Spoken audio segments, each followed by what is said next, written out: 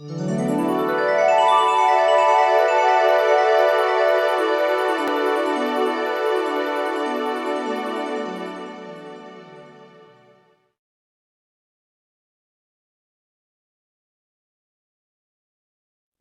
Debbie Baker.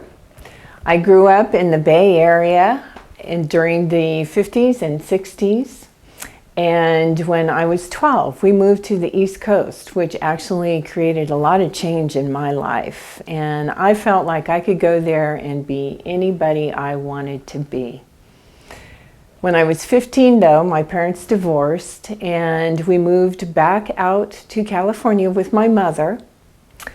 And that created a whole series of significant changes in my life. A couple of stepdads walked through, and many moves, and attending 3 different high schools. And I found myself being very challenged to stay positive and happy. I lost a lot of my happiness. So fast forward to becoming a grown-up Debbie.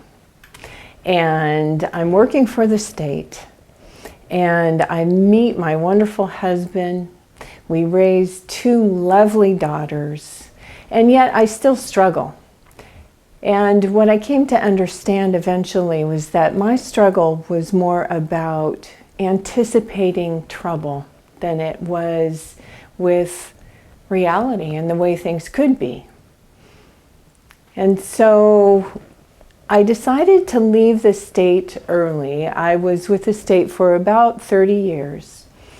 And I decided to retire and reinvent myself. And part of that process involved learning about creative mandala art through a dear friend of mine who helped me to become certified, and so that I could teach others how to do creative mandala art. And mandala is simply creating art in a circle. And the significance of the circle is that it contains and it informs.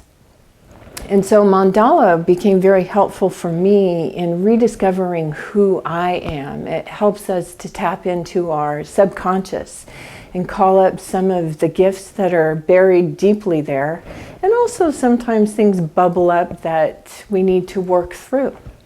And so it's been a great gift for me to be able to share that with others. I now have a company called Creative Consciousness Rising, and I've run a lot of workshops sharing mandala with people. When I started to discover mandala art, I was going through a difficult period in my life. A caretaker for my mother who had developed Alzheimer's. I was working a 50 to 60 hour a week job and staying present and supportive to my family. I became very lost. And I learned about a class called The Artist Way and was compelled. I could feel it in every bone in my body that I needed to take this class. And it was there that I was introduced the first time to the creative mandala art. And what it did for me was open a portal to new possibility. I learned how to set intention for myself in learning mandala, and I started to experience shifts in my life where there were more openings, more opportunities to delve into my creative self. And for me, during that period of my life, it sounds dramatic, but it felt like it saved my life. It saved me because I started to rediscover myself and my spirituality through mandala to help to fortify that faith and that trust that helped me to survive as a child, to reach that point in my life. Sacramento SoulTalks came to my attention through my uncle, and I was so honored to be included as one of the speakers in July of 2016 because the topic spoke so resonantly to my history, where I came from. The topic was bursting forth into your spiritual self. And so I have a dear friend who helped me to understand how important it is for us to be able to tell our story. And I was able to bring my story to the SoulTalks, which became very cathartic for me, but it was also received by others who may have had similar history.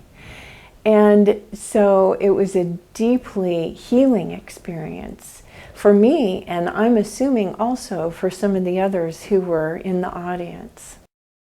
My Creative Consciousness Rising business has a Facebook page, so you can look for Creative Consciousness Rising on Facebook and find me easily.